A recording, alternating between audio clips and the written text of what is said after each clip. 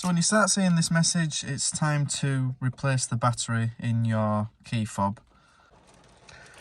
And if it's completely dead, you might have already been stuck with the alarm going off and having to use the emergency blade. So as you can see, I've got both my keys for the car here. You can tell which one gets used. And actually it's the one in the key that I don't use that's gone dead.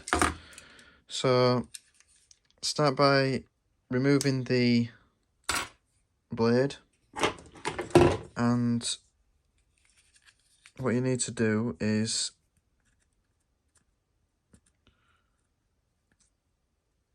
remove the cover. There are two little tabs that you can just get a tool underneath, and then you can pry out the battery.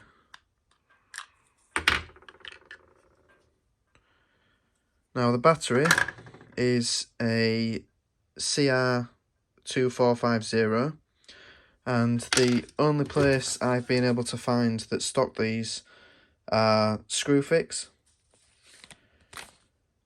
and they're only a couple of quid.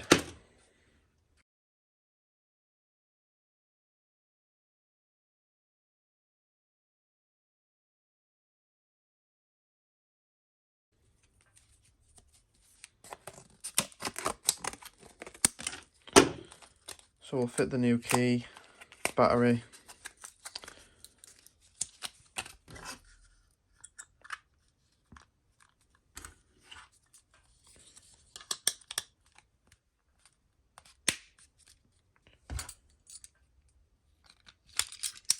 and then we'll just go check that it works with the car.